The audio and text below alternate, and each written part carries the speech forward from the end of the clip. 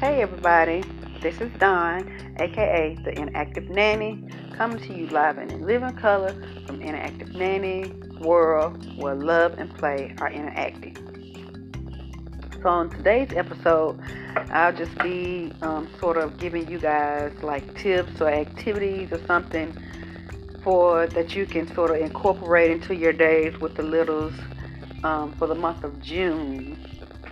Even if you're like an early childhood teacher, some kind of child care provider, nanny, you could be grandparents just sort of trying to get some kind of learning and playtime into the day with your grands. I just sort of wanted to share some ideas that I have or that I've, sort of come up with for the month of June. So I have in front of me three different, I guess, lesson plans or sort of activity plans for the month of June. And those the themes for the month of June that I came up with are bubbles, cooking, and the beach. So for the bubbles theme or lesson plan for the month of June, there are so many things you could do. Our activities, in all of them, you can sort of hit different, pinpoint different areas that you sort of want to concentrate on, such as art, music, language arts, literacy, science, the manipulative areas. If you're a teacher, you can incorporate home living, blocks, math, playtime, large group. Those are just some areas that you can sort of hone in on with different activities. So for art, you can do something like bubble painting, whereas you can take bubble solution, put a little dot or so of food coloring, different. You can sort of separate it into different little containers or whatnot. Put a little dot of food coloring in it or something. Give them their bubble wands, bubble blowers or whatnot. You can even take it outside and sort of post up a piece of paper on like your gate or your fence. Let them blow colored bubbles on the paper. If you just have regular non-colored bubble solution, you can give them the give the littles the bubble solution. Take them outside on the sidewalk. They can just blow bubbles on the sidewalk, and once the solution dries, they'll see the imprint of the bubble solution. That's basically bubble painting within itself. It's simple, it's fun. You can do bubble painting inside or out. If you're inside, you of course just get a small piece of art paper, whether it be colored or non-colored bubble solution. Just let them create whatever little design they're gonna create with the bubble solution, and there you go. You want to take it a little bit further. Let them feel like they're in art. Well, any art is art, but sort of make them feel special about their creation. Get a frame, either from the Dollar Tree, or if you want to make your own frame, get some construction paper, make your own frame, hot glue or just school glue the paper on the frame if it's done on just a small piece of art paper. There you go. They to put their name on it, they're good to go. So that's one of the art activities I sort of thought about when coming up with the bubble theme. Music, there's so many different songs and stuff about bubbles. You can make up your own songs about bubbles. You can, it's endless. You can probably, I'm sure everybody in the whole universe or whatnot, even children nowadays can easily Google whatever they want to Google. You can go on YouTube, find bubble songs, bubble themed child, kid appropriate songs, and there you have it. It's so much you can do with music. which you can also, depending on the song, incorporate other areas such as math, or you can incorporate spelling or language arts in the songs. So it's like you're sort of hitting two areas in one. While you sort of concentrating on one, you're actually hitting another different area, which is just reinforcing what you're going to do anyway. For language arts, bubble word search, depending on the age, of course, of the children, you can find different word searches for different age groups, but you can do bubble word searches. And as you find the words, you can sort of, just talk about the words, spell the words, talk about the syllables, what sound does each letter make. Oh my gosh, you can break the syllables up, as far as writing the words. Divide the word where it needs to be divided, and just go from there. Literacy, exploring how bubbles are made through reading, talking about the process of bubble making. Again, you can expand it by going on YouTube, finding how bubbles are created, videos, or whatever the case may be. You sit down, they can sit down and watch the videos, and then y'all can even expand on explaining, having them sort of in their own words tell you how the video, what went on in the video as far as how bubbles are made. Science, colorful bubbles, which we just said, you can always drop your dot of food coloring and some colors in some bubble solution. There are probably other ways that you can color bubble solution. If you're drawing, they draw in their bubbles, they can make their bubbles whatever color they want to make their bubbles, and it doesn't matter because it's their art. But in science, you can sort of come up with how do we make bubbles turn red or whatnot, and just go from there. Something simple and age appropriate for the child. Manipulative.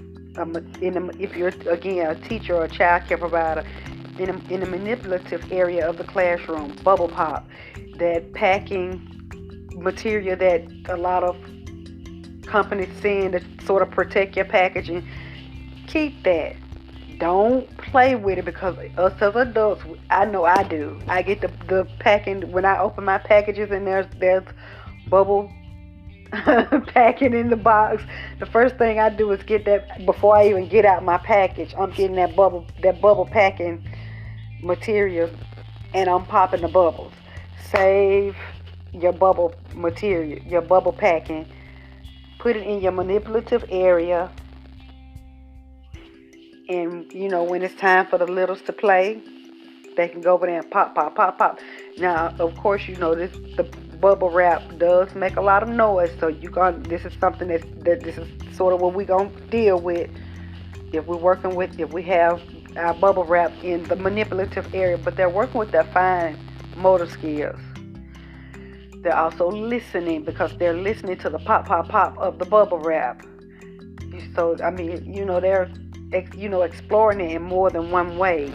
They're enjoying popping, pushing the bubble wrap and figuring out, if I push it in this spot, this is how it sounds. If I push it in this spot, it's gonna make this sound. This is something that they enjoy. So yeah, bubble wrap. Who knew? In your home living area, bubble lights. Those little Christmas lights that look like little bubbles. Get you a couple of packs of those. Put them over in your home living area. Plug them up. You can have them where they make all the little colors and the little blinking designs. They're good to go. They're sitting over there, having fun, doing what they do as children in the home living area. But they have their bubble lights. You're incorporating the lesson plan, the theme of bubbles in home living, and they're getting to, again, look at the lights. It's working with the eye coordination.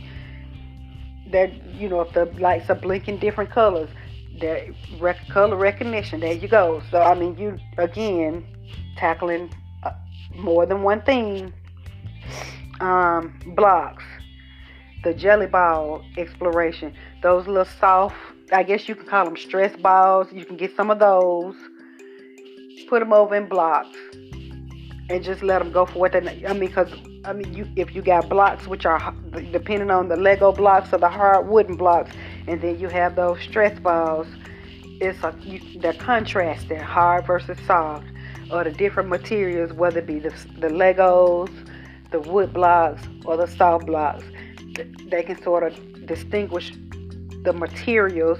They can talk about the colors of each block. What can they do with the blocks? What can they do with the stress balls? They're learning. They're playing again. You're knocking off more than one area while they're playing, basically. Of course, you can incorporate math into any subject. So, if you got a specific number that you're working on for that specific week, throw that off in there. Playtime, as far as just a simple free play or whatnot. Bubble play, they can just blow bubbles. They can blow bubbles. Large group time. Discuss what you've learned about bubbles so far. The second theme or lesson plan that I came up with for June is cooking. Depending on, of course, age appropriate cooking activities are expected. Cooking.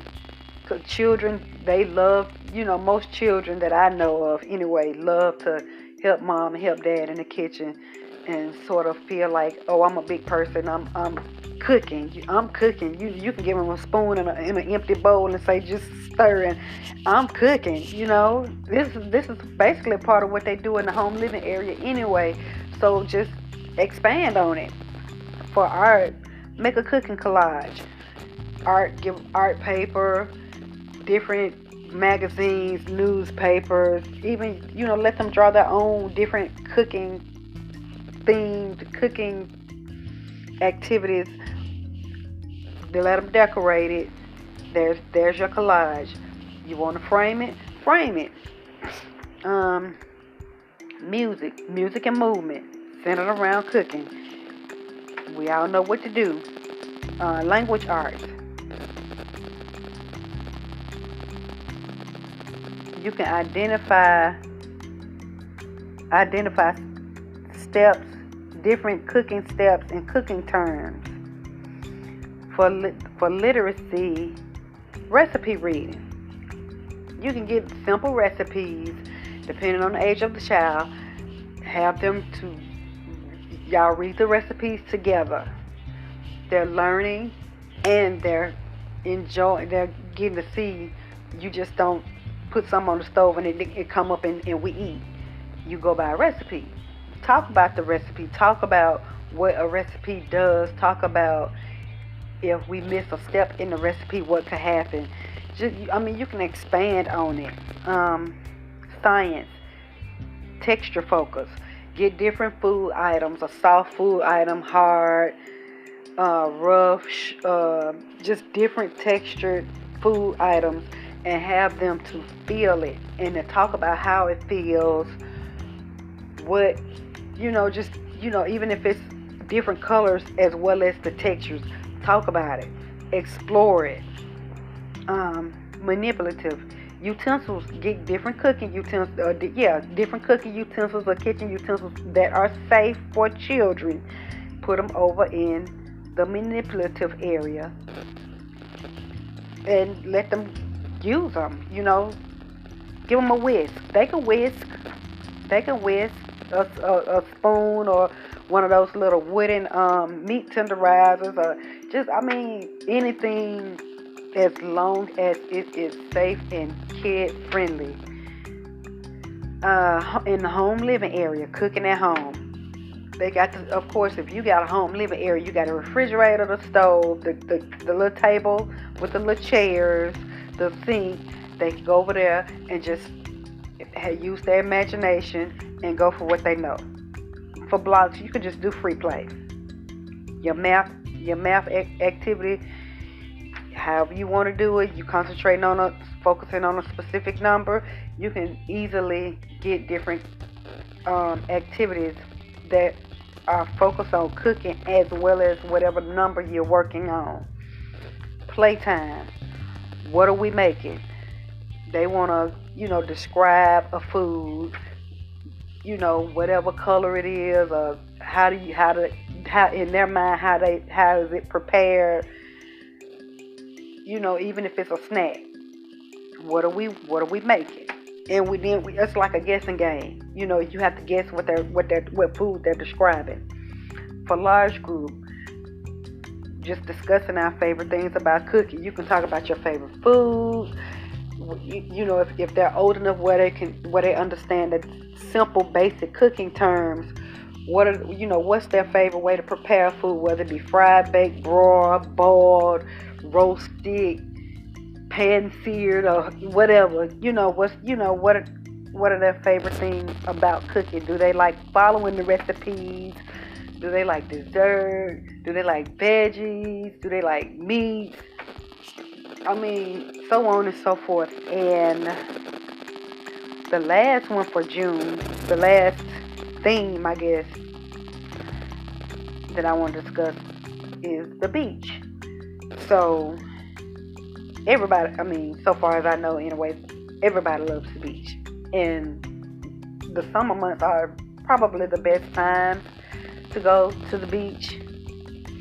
So for art, you can do a simple sand art. Get you some sand. You can put it in the sand and water table. Put you some, whether it be seashells or some little small toys, little small trucks, little small people, whatever. Then let them, find whatever they're gonna find in the sand.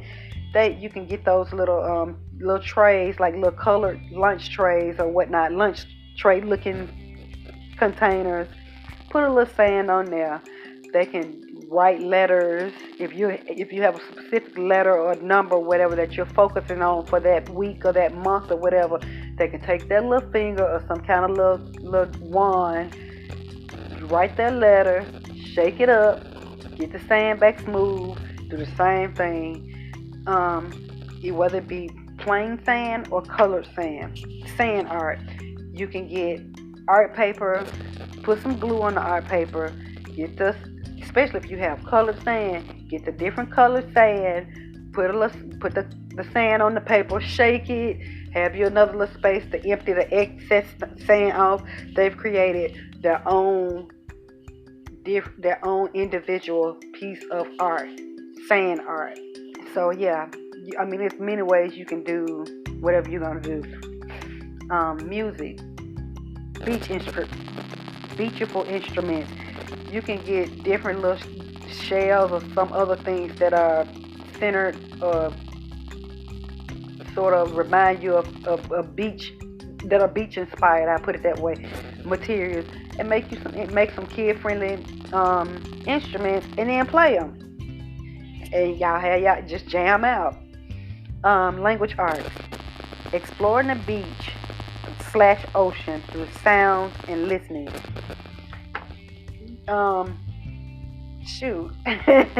That's self-explanatory.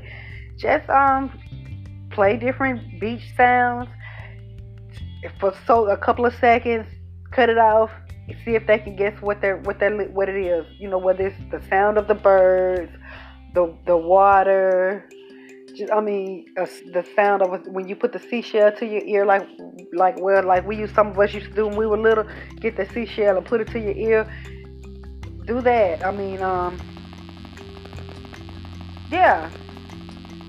For literacy, beach boom cards. I think basically you can print those off. Give them a pack of. You can print them off the internet. 4, 5, 6 of them, depending on the age of the child. Give them that little stack of boom cards, and just have them talk about what's going on in each scene of the boom cards.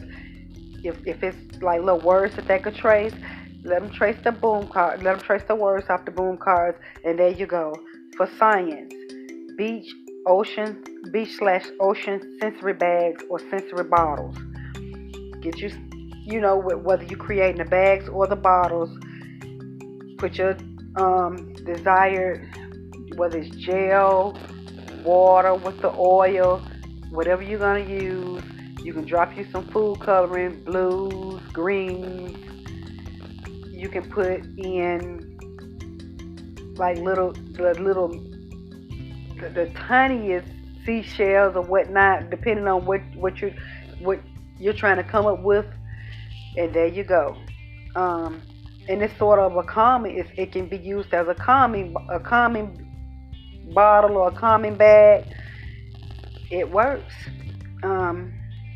For manipulative sandbag plays or seashell play. Simple. You want, like we just talked about, the sensory bags or bottles. Get you a Ziploc bag. Put you a little colored sand in the bag. You make sure you tape it up, glue it or tape it up so that they won't take it or loose. And there you go. For seashells, same thing. Put you some seashells in a bag and just let them shake it, let them feel it, for home living. We're going on a beach trip. Go to your home living area, decorate it with little beach items. Get the little small child size beach chairs, the little mini umbrella. Just some little small. You can go to the Dollar Tree and get beach themed little decorations or whatnot, and fix up the home living area. Stay at the beach in home living. Who knew? Books. I'm sorry, not books. Blocks. Building beaches. They can go to the block area, build with their own creation of what their beach looks like, and go from there. Math, we've already explained what we can do with math and the other two areas. The other two things. So it's self-explanatory. Playtime, beach toy play. Again, go to the Dollar Tree, Amazon, or some. It doesn't have to be nothing super extravagant. Inexpensive beach play toys. Put them out. You can put them in a manipulative area. You can put them in your block area. You can put them in the standing water bucket. Beach toys, and they can do what they're gonna do. Large group. Again, we can use beach toys in a large group area, and there you have it. Those are three things for the month of June that you can sort of just expand. They can learn, they can have fun, and it'll keep them busy and not just sitting around being bored. So this is sort of what I wanted to just sort of throw out there for this episode. If you have any other themes or something that you want to explore, or you would like for me to sort of get into and sort of expand on or come up as far as with the lesson plan or something that even if you're having a rough time and you're stuck on something, you can always contact me here on the podcast, or you can email me at interactivenanny@gmail.com. So yeah, and I will be more than glad to come up with lesson plans or activities of some sort, and just sort of brainstorm on an episode of Interactive Nanny's World. I'd love to do that with you guys. But until then, until next week, until next week, this is Dawn, aka the Interactive Nanny, signing off from Interactive Nanny's World, where love and play are interacting. Don't forget to like, share, and subscribe, and I'll be back on with you guys next week. Thanks, and I'll talk to you later. Bye.